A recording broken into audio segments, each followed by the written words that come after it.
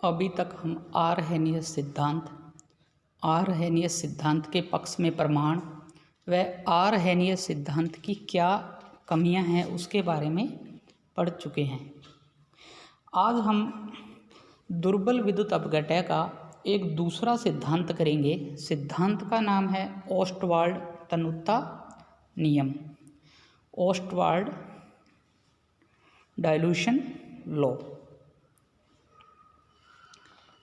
इस सिद्धांत का मुख्य आधार आर्हेनियस सिद्धांत ही है। आर्हेनियस के अनुसार विलयन में आयनों तथा अनआयनित आयनों के मध्य गतिक साम्य होता है। देखो, आर्हेनियस ने ये बताया था कि आयन्स व अनआयनित आयनों के मध्य एक गतिक साम्य होता है। ओस्टवाल्ड ने इस पर द्रव्य अनुपाती क्रिया नियम लगाया। यानी आर्हेनियस का इस पोस्टुलेट के ऊपर ओस्टवाल्ड ने द्रव्य अनुपाती क्रिया का नियम लगाया। यदि ए बी विद्युत अपघटय के सी मोल लीटर में 1 लीटर में विलय है, यदि वियोजन की मात्रा अल्फा हो तो मान लीजिए अपने पास ए बी एक विद्युत अपघटय है और यह इक्विलिब्रियम में है, ए पॉजिटिव और बी नेगेटिव के साथ।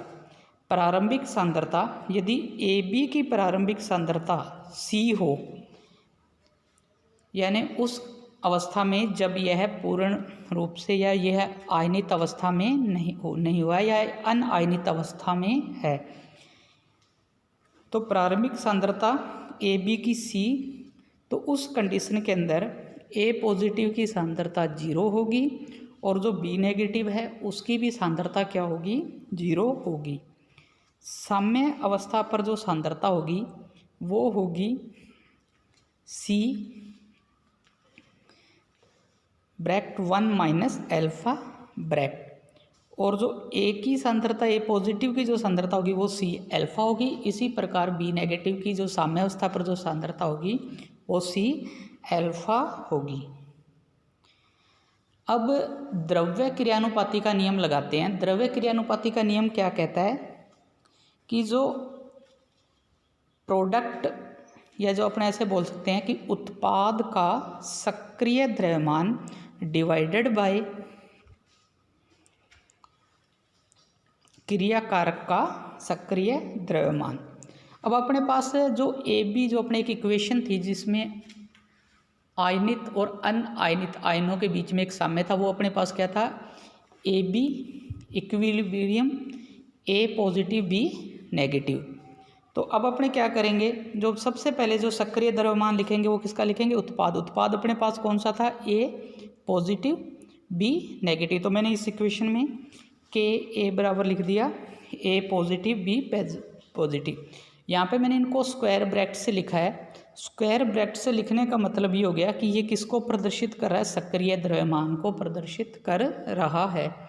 इसी प्रकार यहाँ पे मेरे पास डिवाइडेड, मैंने इसमें क्या कर दिया है, क्रिया कारक की सक्रिय द्रव्यमान या क्रिया कारक की सांद्रता भी आप लिख सकते हो। तो ये मेरे पास हो गया ए बी स्क्वायर ब्रैकेट। अब जो साम्य अवस्था पर जो ए पॉजिटिव थी उसकी जो सांद्रता कितनी है, सी अल्फा, और इसलिए मैंने यहाँ पे क्या लिख दिया, एक ही जगह सी अल्फा लिख दिया। और जो बी नेगेटिव है इसकी भी सांद्रता मेरे पास क्या है, सी अल्फा, तो यहाँ पे भी मैंने क्या लिख दिया, सी अल्फा लिख दिया। डिवाइडेड बाय ए बी, साम्य अवस्था पर जो ए बी की जो सांद्रता थी वो मेरे पास क्या थी, सी ब्रैकेट 1 माइनस अल्फा, तो इसकी जगह मैंने ये लिख दिया। अब मेरे पास क्या है, जो सी से सी स्क्वायर, अल्फा से अल्फा, अल्फा क्या हो गया, अल्फा स्क्वायर, और एक अपने पास सी नीचे है तो एक सी से एक सी कैंसिल हो जाएगा। तो अपने पास जो के ए आएगा वो क्या आ जाएगा, के ए बराबर किसके इक्वल आ जाएगा, C alpha square divided by 1 minus alpha. ये मेरे पास इक्वेशन नंबर 1 हो गया। दुर्बल विद्युत अपघट्य के लिए जो डिग्री ऑफ जो डिसोसिएशन है या जो वियोजन की जो मात्रा है वो बहुत कम होती है। दुर्बल विद्युत अपघट्य के लिए जो अल्फ़ा है, जो अल्फ़ा की जो वैल्यू होती है वो बहुत कम होती है। इसलिए हम क्या करते हैं कि जो 1 माइनस एल्फ़ा है, जो इक्वेशन नंबर 1 के अंदर जो 1 माइनस एल्फ़ा है, इसको अपने 1 के बराबर रख सकते हैं। तो ये अपने पास क्या आ जाएगा, के ए बराबर सी एल्फ़ा स्क्वायर, और जो अपने पास 1 माइनस एल्फ़ा था इसकी जगह अपने क्या रख सकते हैं, 1 रख सकते हैं। तो ये अपने पास क्या आ गया, के ए बराबर सी एल्फ़ा स्क्वायर। ये अपने पास इक्वेशन नंबर 2 आ गया। अब जब अपने यहाँ से एल्फ़ा निकालेंगे तो ये अपने पास क्या हो जाएगा, अंडर रूट के ए डिवाइडेड बाई सी। क्योंकि सबसे पहले आप एल्फ़ा स्क्वायर निकालोगे, एल्फ़ा स्क्वायर का मतलब हो जाएगा के ए अपॉन सी, और जब आप अकेला एल्फ़ा निकालोगे तो ये किस में चला जाएगा, अंडर रूट में चला जाएगा। तो ये अपने पास आ जाएगा अंडर रूट के ए अपॉन सी। ये अपने पास इक्वेशन नंबर 3 है।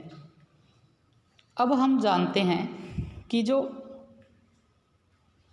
C और जो V है इसके बीच में ये रिलेशन पाया जाता है कि C इक्वल कितना होता है, 1/V के। अब अपने क्या करेंगे, जो इक्वेशन नंबर जो 3 है, इक्वेशन नंबर 3 में C की वैल्यू अपने रख देंगे। तो अपने पास क्या आ जाएगा, एल्फ़ा इक्वल अंडर रूट के ए, और C की जगह अपने क्या रख दिया, 1/V। तो ये अपने पास क्या आ जाएगा, अंडर रूट के ए इंटू वी। ये अपने पास इक्वेशन नंबर 4। तो अब जो समीकरण 4 है वो एक संयोजी दुर्बल विद्युत अपघट्य के लिए ओस्टवाल्ड तनुता नियम का सन्निकट है। समीकरण 4 क्या है, एक संयोजी दुर्बल विद्युत अपघट्य के लिए ओस्टवाल्ड का तनुता नियम है। अब हम जानते हैं कि जो वियोजन की जो मात्रा है, यानी जो वियोजन की मात्रा है वो आरहेनियस इक्वेशन के द्वारा कैसे दी जाती है, alpha equal lambda V divided by lambda V. यहाँ पे लैम्डा वी क्या होती है, दी गई तनुता पर तुल्यांकी चालकता, और लैम्डा 0 क्या है, अनंत तनुता पर तुल्यांकी चालकता। एल्फ़ा का मान जब हम समीकरण 1 में रखेंगे, यानी एल्फ़ा का मान अपने क्या करेंगे, समीकरण 1 में रखेंगे। अब अपने पास समीकरण 1 है, उस समीकरण 1 में जब अपने देखो C की जगह मैंने C एज वेल एज रहने दिया है, और जो एल्फ़ा है उसकी जगह मैंने क्या रख दिया, lambda V divided by lambda V. अब यहाँ पे अपने पास क्या था, एल्फ़ा स्क्वायर में था, तो ये भी अपने पास पूरा का पूरा क्या हो जाएगा, स्क्वायर में हो जाएगा। अब डिवाइडेड बाई 1 माइनस एल्फ़ा की जगह फिर वही रख देंगे, लैम्डा वी अपॉन लैम्डा 0। जब हम इसको सॉल्व करते हैं तो ये अपने पास आ जाएगा के ए बराबर C lambda square V divided by lambda 0 bracket lambda 0 minus lambda V. यह ओस्टवाल्ड तनुता के नियम का गणितीय रूप है। यानी जो अपने पास जो ये इक्वेशन आया इसको सॉल्व करने से यह ओस्टवाल्ड तनुता नियम का गणितीय रूप है। अब देखो ओस्टवाल्ड जो तनुता का जो नियम है इसकी जो सीमाएं क्या है, इसकी लिमिटेशन क्या है। दुर्बल विद्युत अपघट्य ओस्टवाल्ड तनुता नियम का पूर्ण रूप से पालन करते हैं। यानी हम नॉर्मल ये बोल सकते हैं कि दुर्बल विद्युत अपघट्य के लिए यह नियम पूर्णतः सही है, लेकिन प्रबल विद्युत अपघट्य जैसे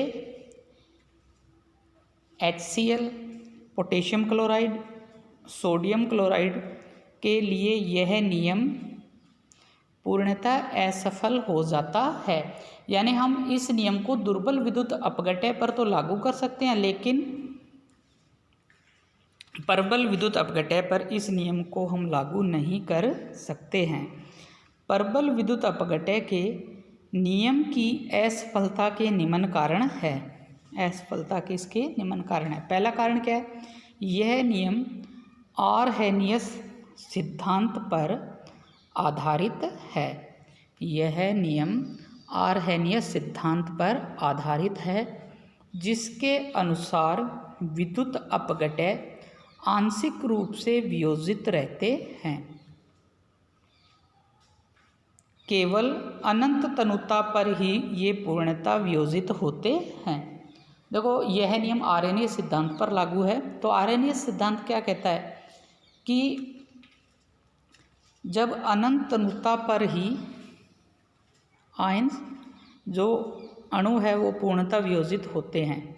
यह कथन केवल दुर्बल विद्युत अपघट्य के लिए ही लागू होता है, क्योंकि प्रबल विद्युत अपघट्य लगभग सभी तनुताओं पर पूर्ण रूप से आयनित होते हैं। दूसरा, विलयंस में आयन्स के मध्य विद्युत आकर्षण बल होते हैं। विलयन में जो आयन्स है, क्योंकि आयन्स क्या होता है, एक पॉजिटिव आयन्स है, एक दूसरा नेगेटिव आयन्स। पॉजिटिव और नेगेटिव के बीच में क्या पाया जाता है? विद्युत आकर्षण बल होता है। तो विलयन में आयन्स के मध्य विद्युत आकर्षण बल होते हैं। दुर्बल विद्युत अपघट्य में यह आकर्षण बल दुर्बल होता है, परंतु प्रबल विद्युत अपघट्य में यह आकर्षण बल अधिक होता है।